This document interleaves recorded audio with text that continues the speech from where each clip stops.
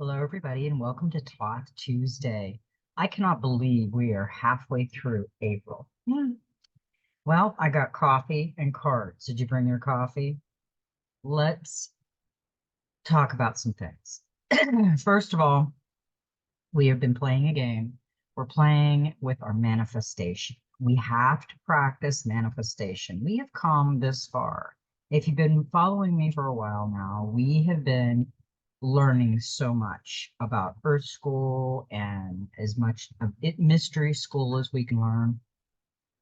And we've been going on a journey. The journey is the cards are guiding us. You'll feel that you get a little bit off of the reading, or you'll get an amazing message. I tend to usually get amazing messages. It guides me and helps me to realize that I have to work on myself. And that's right now what is very, very important in this world. I see too many people still working on everybody else, complaining about everybody else, fixing everybody else, and they're not fixing themselves. So that is one thing we really have to work on.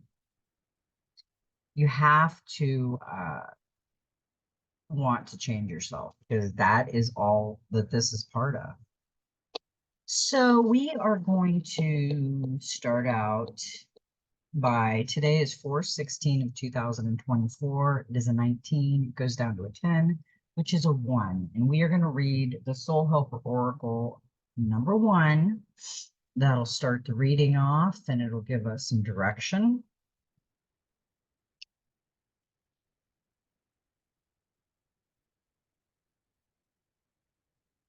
Number 1 tells you that you are a magician and priestess, and that now and then you require solitude in order to fully develop the capabilities within you. You need solitude now, in particular, in order to receive your visions from a spiritual teacher. Clearly and without compromise, number 1 promises success and a deep bond of the heart. It will teach you to feel the moment of creation within you and to perceive yourself as a spiritual being. Its energy field is the beginning, the absolute being, and sum of all possibilities, the pure spirit of the subtle world. That is, I like that card. That's a good message. Now, we got a number 7. Release your creative energies, make use of them in your life. And she is sitting in nature, playing, I'm not sure what kind of instrument that is. It looks like some kind of a little harp. But she is really enjoying what she's doing.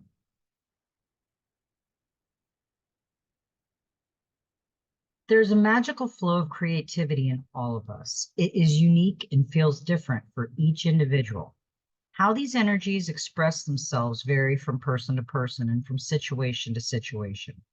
As children, we simply surrender ourselves to these creative energies and feel the joy they bring us. But they also bring inner peace, balance, and concentration. Helping us to forget about time and to be in the moment. Remember your childhood and the games you used to play. You were so in touch with the imaginative side of your character. Do not use your creative powers in the hope of achieving recognition and fame, since they will simply flow away from you and into others instead. The reason you have drawn this card is to help you release your creativity and to use these energies for yourself. Repressing them will only lead to their gathering and manifesting as blockages in your energy system, making you feel at odds with the world and disconnected. Creative energies need to flow, so give them room to do so and make the most of them. Dance, paint, sing. Do not waste this gift. It will inspire and raise you to levels of which others can only dare to dream. Devote yourself entirely to your creativity. In such moments, you can be very close to the divine source and feel its eternal love within you. Whatever kind of work you do, find some time to be creative now. This is of great importance to your soul path and will bring you healing and peace.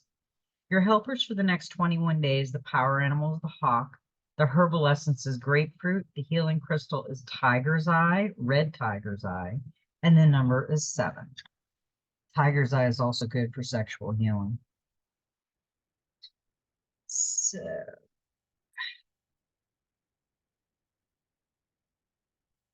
number 7 indicates that you should only trust the magic of your heart. You will be given the gift of a light that makes a deep connection between you and the mysteries of your life. Over the next few days, fill your soul path with love even more than usual. Love every moment, love everything and everyone, and you will become the magic of your heart. The energy field of the number 7 is like a gateway of life. It is death, birth, magic, light, and the completion of a stage in life. Number 7 brings new soul paths. We are going on a new soul path. And I think a lot of us are going to realize that things are coming out from behind the veil that you're seeing more clearly now. And you'll either like it or you'll hate it. So we also have the angels and ancestors. And these were a few interesting cards that came out. We got the stag and trust and thrive. Come alive and thrive. Stand in your light and glory with grace and majesty. The stag card brings graceful and powerful medicine into your life. In the Celtic tradition, the stag, with his crown of antlers, is known as the king of the forest and is a totem that brings protection in challenging times. In Native American tradition, he is greatly loved, for stag and deer have provided food for the people, materials that have allowed them to create medicine items such as drums, rattles, and smudge fans. Although the stag has been hunted in the past and still is, he has strength, dignity, and poise. When this card arises, it can also represent fertility and sexuality. Maybe an opportunity to explore your sexual side with your spiritual integrity supporting you on that journey. You have an opportunity to thrive. Trust in all that you have to offer, all your gifts, strengths, and power, and make the most of it. You were born to lead, and this can only become reality when you are willing to put yourself in that position. Stag energy allows you to feel safe because the antlers keep away anything that could interfere with your intelligence and presence. And their strength gives you the power to be agile in your thinking. You are being encouraged to retain your dignity and be proud of who you are and all that you've accomplished. This, in turn, will give you even more power to thrive onwards and upwards. And that's a perfect reading. We got Star Ancestor, follow the voice of your soul. Heed this message coming directly from your soul. The star ancestor is a term for the extraterrestrial light beings who are dedicated to the healing and growth of the world.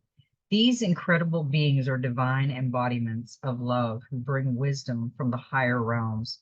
Often people feel a sense of connectedness when they look up into the night sky and see the stars. I believe that's because they are remembering their starry connections, and those are what this card represents. The star ancestors is reminding you that you have otherworldly support and that your friends from the stars can help you if you are willing to be helped. They can support you in connecting with the following: your soul's deepest calling. There is a deeper purpose in your human journey. Not only were you born on purpose, you were born for a purpose. You were born to be a bright light in the world, and there are supporters out there in the universe sending waves of energy to guide you at this time. Information and inspiration that has been coming your way recently is not new information, but memories. Your feelings of being drawn in a particular direction are the awakening of an aspect of your soul. You're being drawn towards a road that will not only light you up, but also help you light up your kernel, your corner of the world. Continue following the cosmic guidance that is coming your way. I would follow guidance, any of the guidance from within, but be careful with your surrounding company. I'm seeing a lot of really negative, foul energy coming after the light workers. Don't just block that. Now we got the moon. Take note of intuitive messages. Use your intuition, practice discernment, see through illusion and blockages. The moon is strongly associated with the divine feminine and the energy of receiving. If the sun and the moon are teachers, and so she offers a powerful energy of polarity and balance. She has for a cycle energy and is therefore strongly connected to emotions, which often come and go in waves into somewhat interesting behavior. So when the moon appears in a reading, you are often being told that not everything is as it seems. The moon has a dark side, just dark, not negative, and can show you what you've been kept in the dark about. Lunar energies are surrounding your life, allowing you to understand what is standing in your way. Not everything is as it seems, and you're being guided to use your discernment.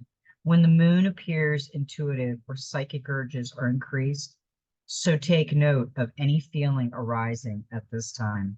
They are messages from your soul angels, and the moon shines her light on all that has been kept in the dark. So ask yourself if you are avoiding anything or refusing to deal with something of importance. If so, it could be holding you in the shadows when your destiny is to be in the light. If this card appears when you feel someone isn't being completely real with you, know that their intentions will be revealed to you. The moon has no secrets, she reveals all. Yeah, I'm seeing people not really caring about other people. They only care about their problems and them. And I think it's really sad in this world that we have come. It's supposed to be service others, not service to self all the time. Yes, we have to work on self, but it's getting a little ridiculous. The ego is at its peak now of stupidness. So we got the messenger oracle. We got protect the wild and green.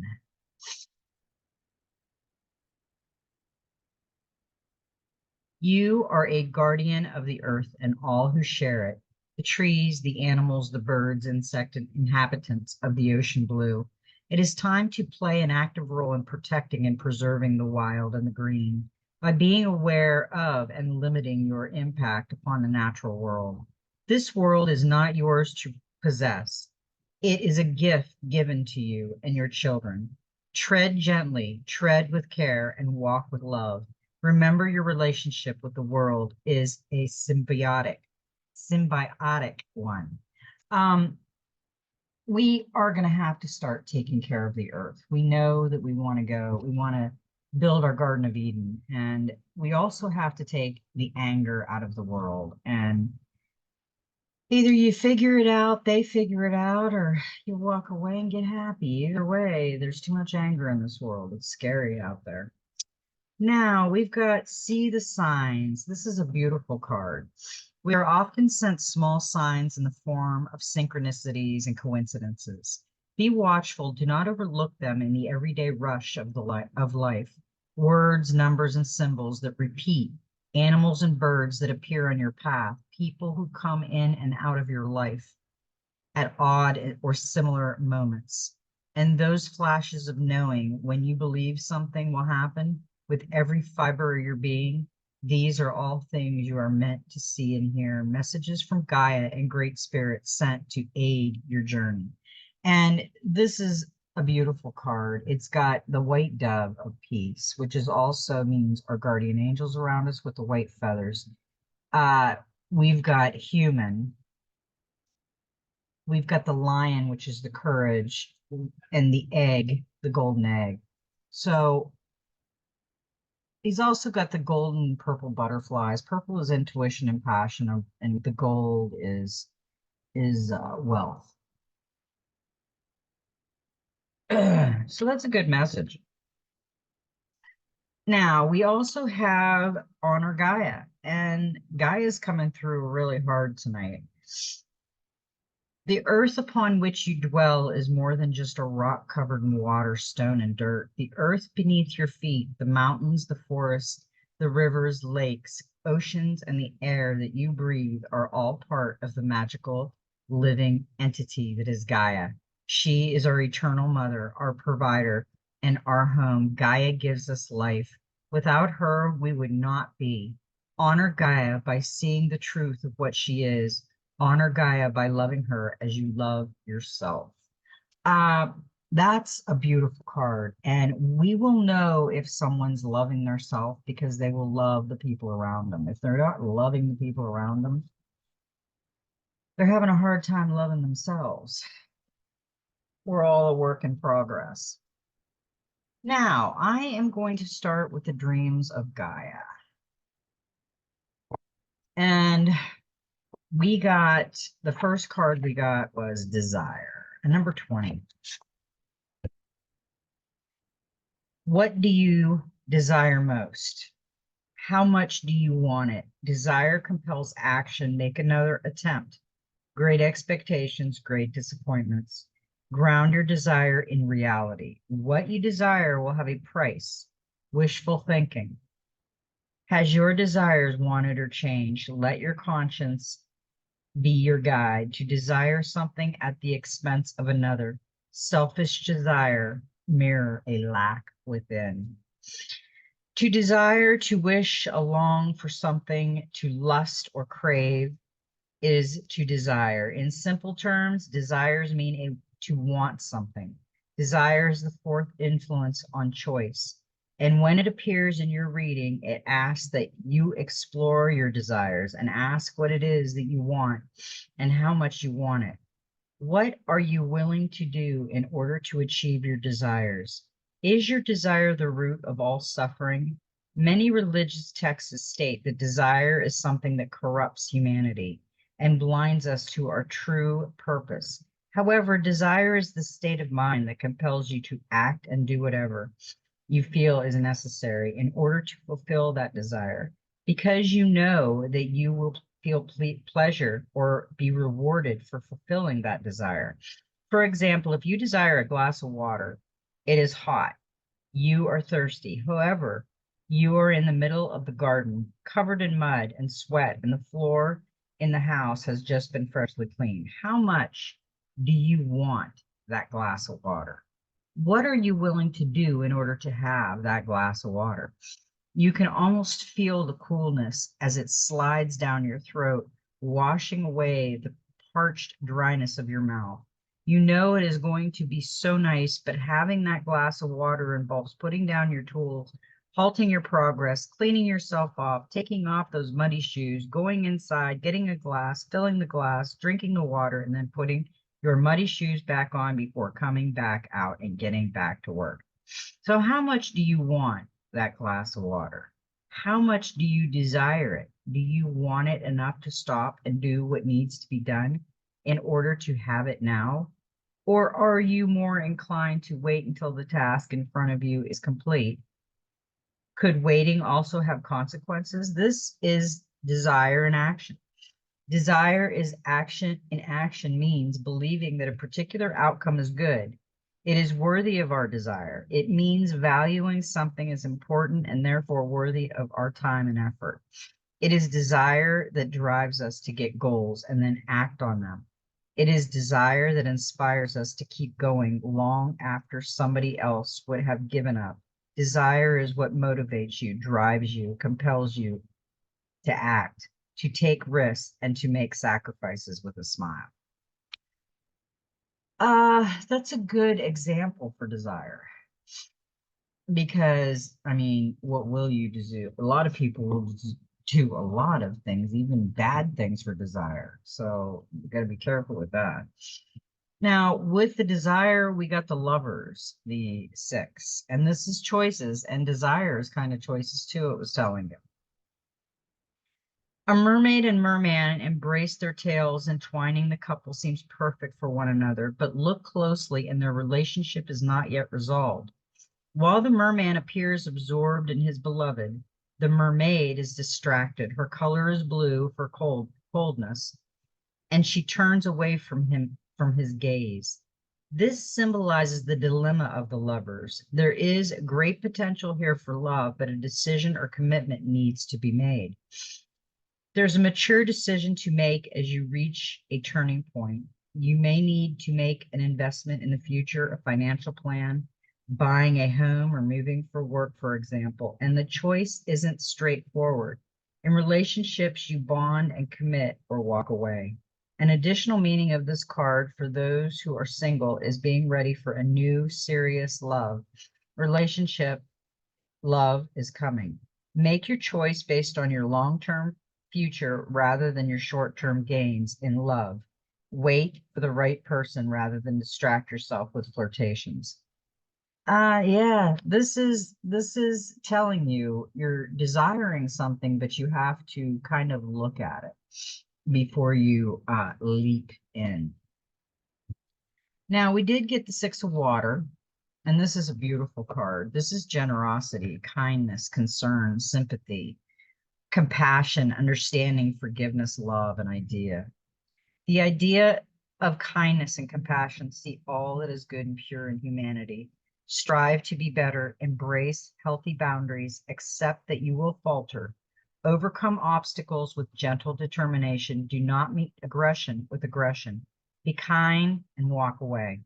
The Six of Water is the epitome of kindness and concern. She represents all that is good and pure within humanity, and an idea that many strive to meet. She is kind, but not to a fault. She displays concern and care, but does so with a level of emotional detachment. She is sympathetic, compassionate, and giving, but not to the extent that she leaves nothing for herself. She is understanding and aware that we all think, believe, and see life in a unique way, and that this determines how we behave and respond to others. She is forgiving, but forgives because she knows the act sets her free and enables her to move forward without being weighed down by past experiences.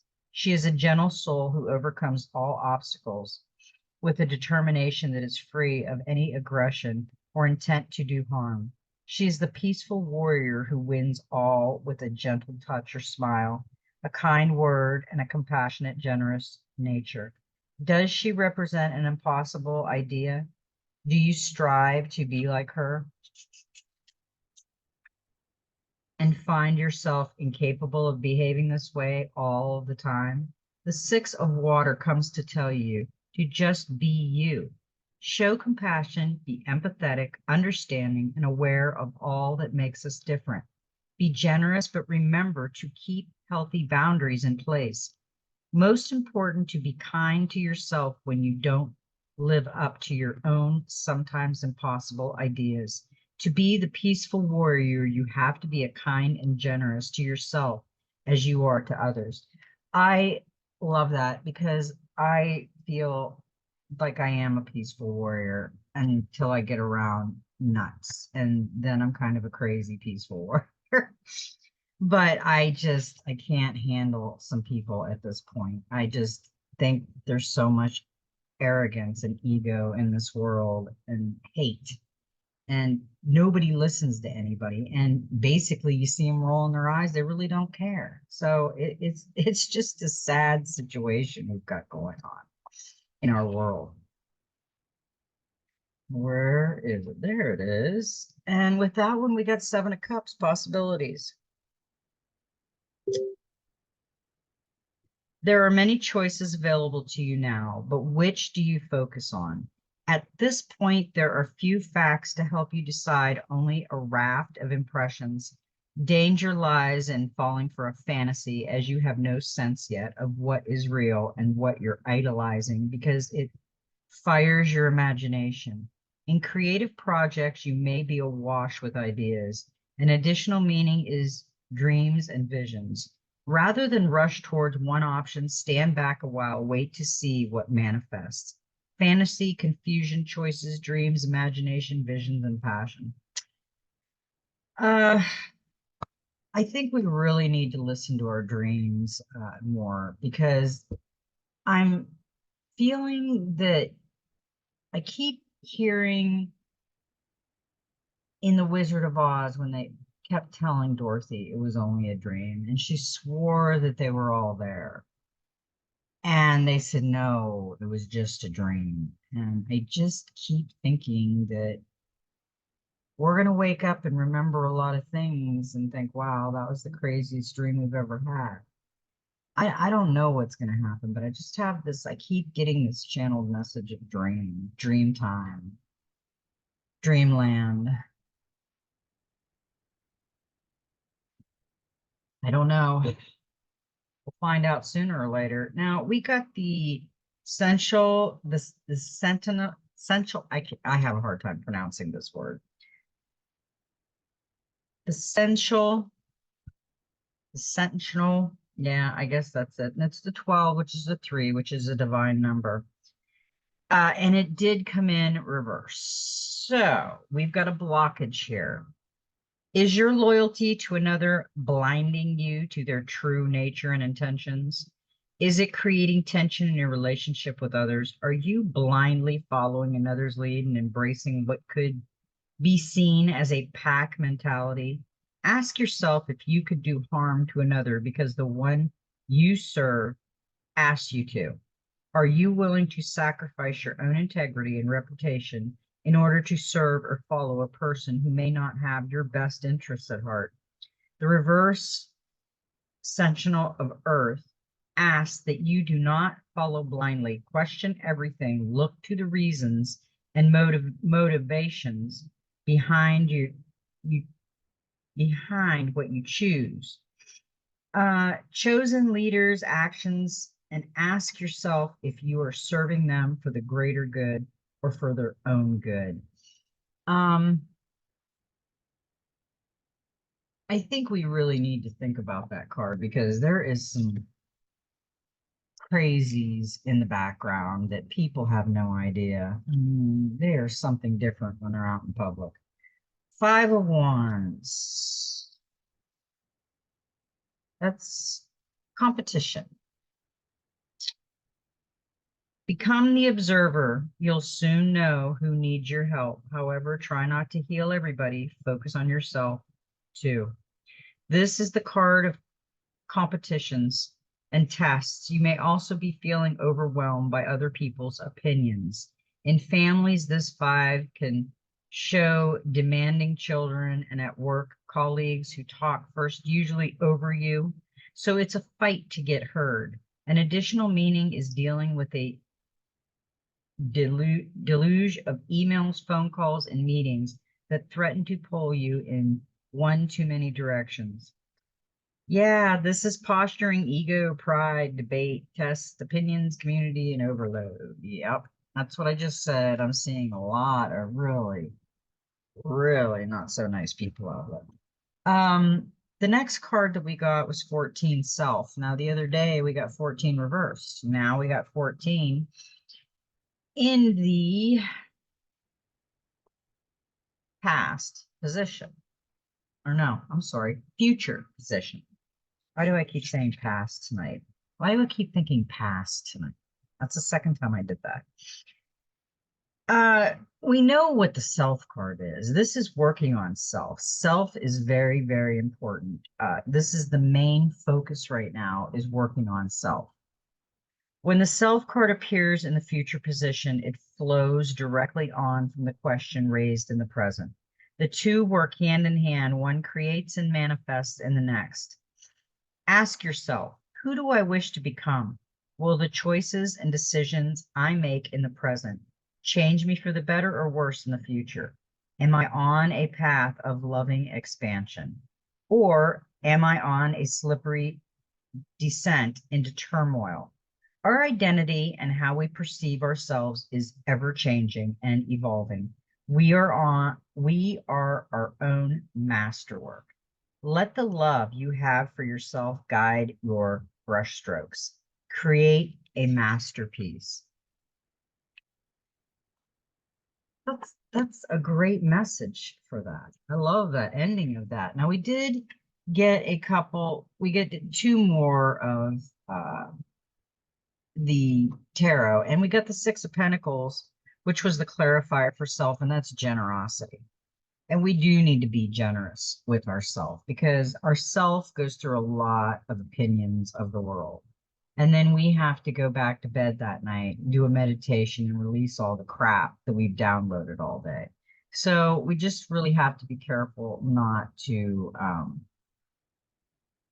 go out in such a mean, mean world. Stay away from the mean world. Try to stay in your own bliss. You receive a gift, which may be money or another token of love, friendship, or support. This is a feel good money. If you're the recipient, you will feel genuinely grateful. Equally, you may be the one donating time, effort, or money, and you do this with thought and sensitivity. Whether you are giving to an individual, such as a friend who is struggling, or to an organization, such as a favorite charity, receive any gift with thanks and grace. And if you are giving to others, enjoy it. Giving is its own reward. We had that last night, I'm thinking, because it is service to others. And we got the Ten of Swords, we got endings. The 10 as the final number card of the swords is the summing up and ending, usually involving some degree of drama. This can come as a shock or as a relief as you see the situation or relationship for what it is or was. It cannot develop and grow, however unwanted this card may be. When it arrives in a reading, it does tell the truth and helps you to see what needs to be released. Walk away and let go. Focus on the present rather than dwell on the past. Yeah, this is completion, release, drama, transformation, victimhood, truth, and shock. Yeah, we can't play the victim all the time because then we'll just be the neighborhood whiner. So we need to look at the number 30, and it's time to play the Woodland Queen. Create for the joy of it. Note, not for the end result. Allow yourself to be messy and imperfect and free from constraints or limits. Oh, would life be great like that, wouldn't it? That don't happen. You don't have to be good at something to have fun doing it. In today's goal-oriented world, it's easy to forget how to play, be curious, and create for the sheer joy of it. While kids are happy to make glorious, unselfish, self-conscious, boy, that's like a tongue tire, unself-conscious art or sing tunelessly at the top of their lungs at some point in the growing up stage. Most people decide to only do things they're good at. Nowadays, with tutorials, courses, books, and online instructions on any topic you can imagine, there's pressure to be good at everything you attempt and to give up if you're not brilliant the first time you try. But you don't have to be a professional artist to find pleasure in painting or an acclaimed chef with your own restaurant to love experimenting with food. You don't need to be an expert sculptor before you start playing with clay or a full-time jeweler to create meaningful pieces that make you smile. If doing something makes you happy, do it regardless of your skill or talent or lack thereof. When this card comes to you, it's a message to surrender to the wildness of your imagination and give your inner child free rein. Play and paint and draw and sing and write, dance and craft without worrying about the end product, needing it to have a purpose or even trying to improve. Do something you've been too scared to ever attempt because of the pressure you put on yourself to be good at it. Follow your joy, reveal in your mediocrity, and appreciate the process of expressing yourself rather than focusing on the finished product.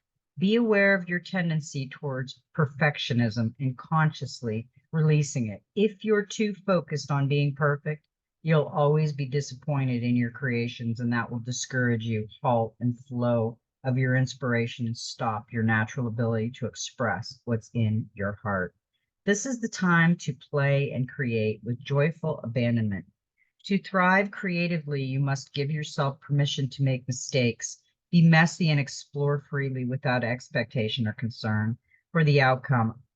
Pottery, mug wonky, portrait, more surreal than you'd hope. Song more screeched than melody. Dance more clumsily than graceful. Do it anyway. Magic flows when you let go of self-consciousness and self-criticism and the drive to be perfect. Accept that you don't have to be good at everything you do.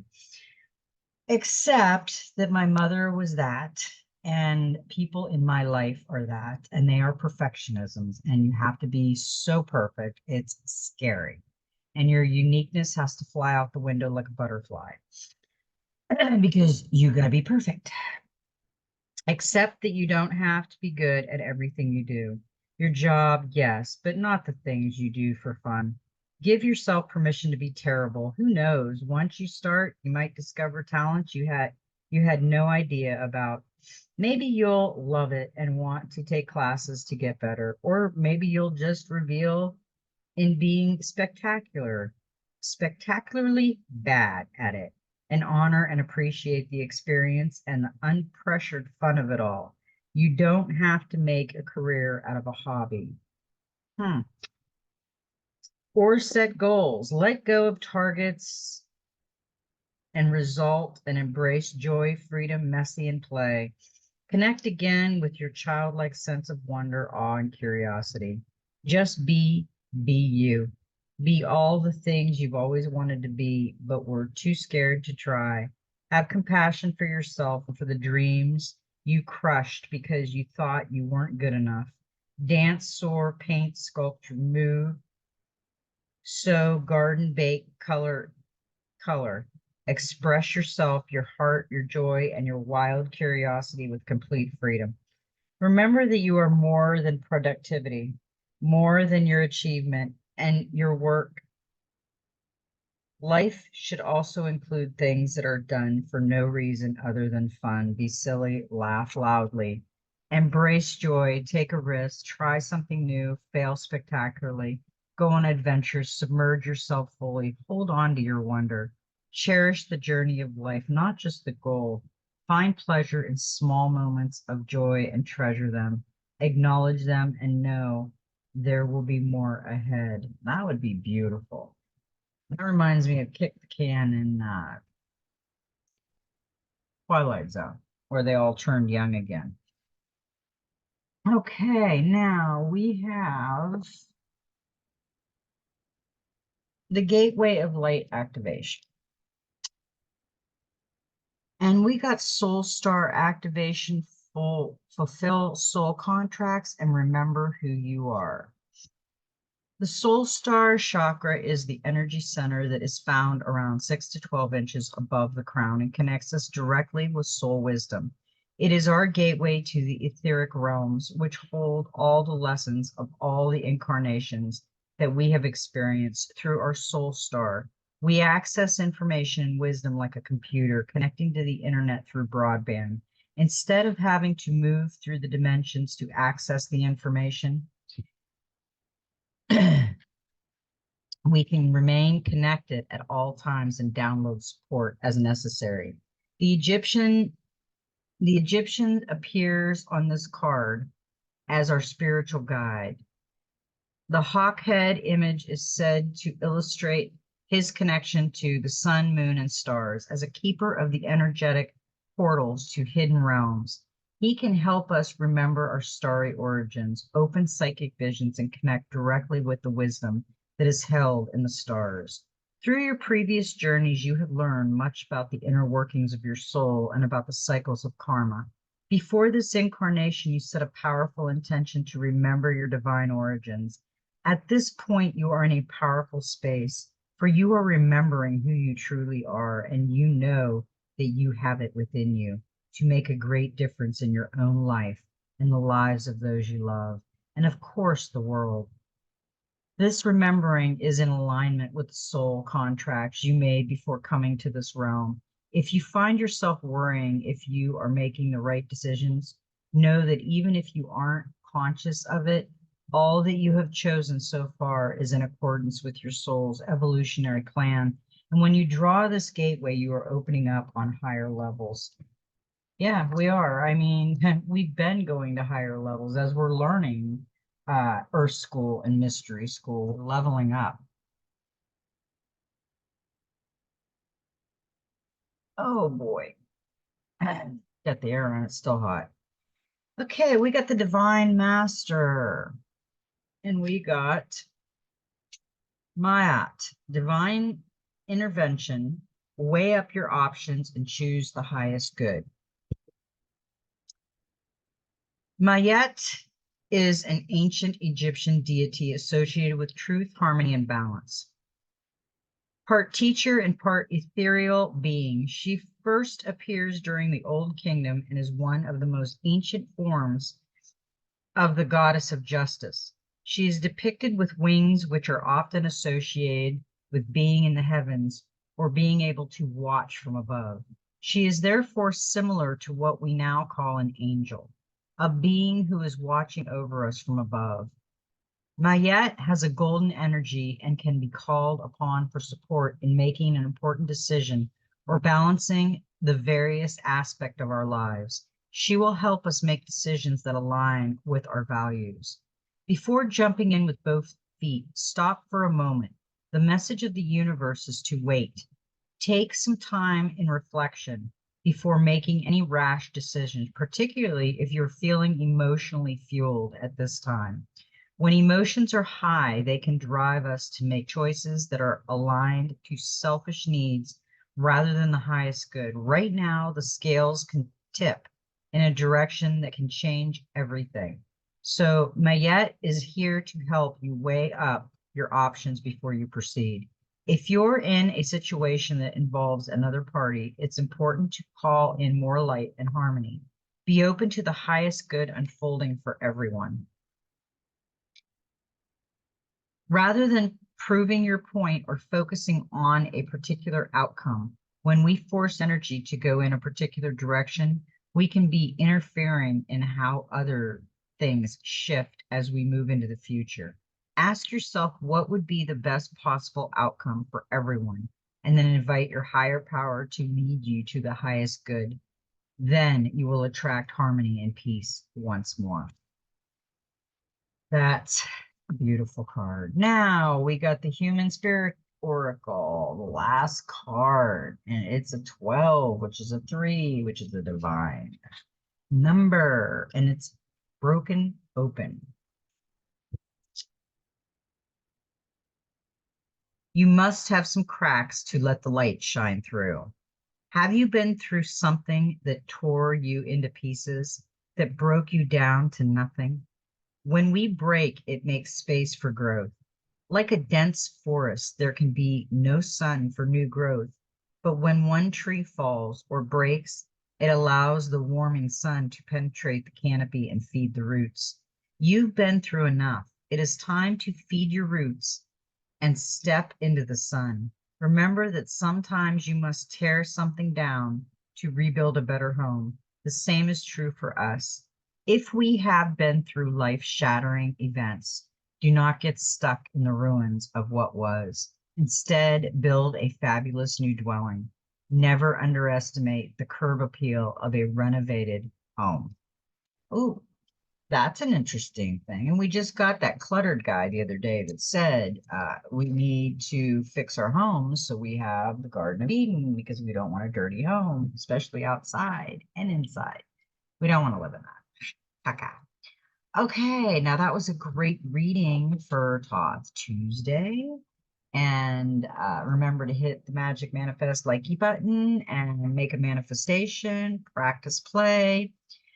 Put your first name, your month you were born, the day you were born, so I can tell who you are. I will put you in for the drawing for the free tarot reading, channeled reading for the first of next month. So we have all month to put our name and get registered. And I will tell you, I answer all the questions and messages, and I love them very much.